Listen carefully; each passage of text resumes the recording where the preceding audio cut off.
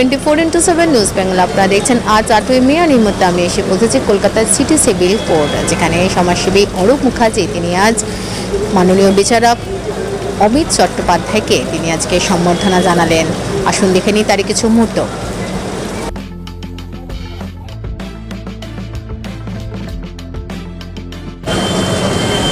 International human rights ও crime control অর্গানাইজেশনের রাষ্ট্রীয় মহাসচিব এই অরূপ মুখার্জি বহু সময় ধরেই কিন্তু তিনি গণবিবাহর এই সামাজিক অনুষ্ঠান করে আসছেন। এবছরও তিনি করেছেন, সেটা চলছিল 7ম বর্ষ।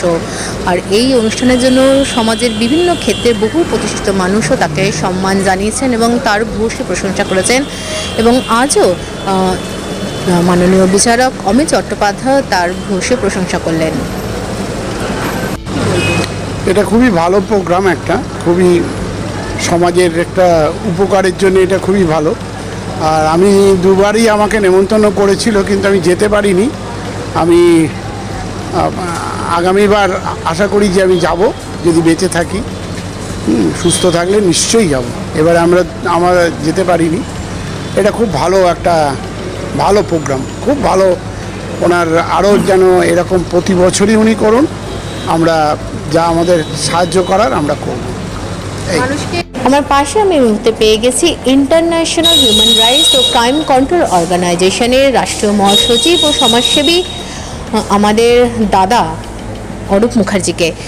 দাদা কি বলবে? এবং আজকে অনেক দিন ধরেই তোমার এই বিষয়ে পথ চলা এবং মানুষের অধিকারের জন্য তুমি কাজ করছো, এবং তাছাড়া আজকে বহু মানুষকে তুমি তোমাদের মানে যে কাজ তুমি করছো সেই বিষয়ে তুমি তাদেরকে সম্মানিত করলে, এই বিষয়টা নিয়ে তুমি কি বলবে? সবথেকে প্রথম তোমাদের চ্যানেলকে আমি ধন্যবাদ জানাই। আর তোমার হচ্ছে সমাজের দর্পণ, প্রত্যেকটা আমাদের কাজগুলোকে তোমরা সমাজের প্রত্যেকটা কোনায় কোনায় ছড়িয়ে দাও। You are the 4th pillars of the constitution. আজকে আমি এসেছিলাম 2 জজ সাহেবের কাছে, 2 বিচারক। আমি প্রত্যেক বছর একটা গণবিবাহের অনুষ্ঠান করি। এবছরও গত এপ্রিলে 21 তারিখ আমার অনুষ্ঠান ছিল উত্তরপাড়ায়। তো ওনারা আসতে পারেননি, কিন্তু ওনারা আশীর্বাদ পাঠিয়েছেন। তারই কাটসি হিসেবে, কর্তব্য হিসেবে, যেহেতু আমি মানবাধিকার কর্মী, তাই আমি ওনাদের কাছে এসেছিলাম, ওনাদের কাছে আশীর্বাদ নিয়ে গেলাম এবং ওনারা আমাকে আশীর্বাদ করলেন এবং আমার এন্থুটাকে আর একটু বাড়িয়ে দিলেন, রোবাস্ট, যাতে আমি আগামী দিন আরও এইভাবে মানুষের জন্য কাজগুলো করি। তোমরা খুব ভালো করে জানো যে আমি যে মানুষগুলোকে নিয়ে কাজ করি তারা হচ্ছে সুন্দরবন অঞ্চলের।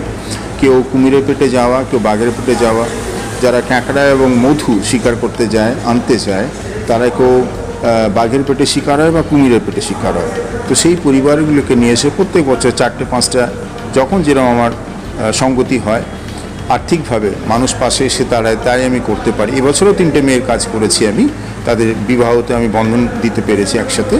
তো তারই জন্য আজকে 2 জজ সাহেব, আমি এক্ষুনি ট্রাইব্যুনালে দাঁড়িয়ে আছি দেবব্রত মুখার্জির কাছে, মাননীয় জজ সাহেব। আর একটু আগে গেছিলাম সিটি সিভিল কোর্টে, ওখানেও আমাদের মাননীয় জজ সাহেব অমিত চ্যাটার্জি সাহেব ছিলেন। তো ওনার আশীর্বাদ এবং ওনার প্রেরণা আগামী দিন আমাকে আরও উৎসাহ দেবে, বা আশা করি ওনারাও আমার পাশে এসে দাঁড়াবেন।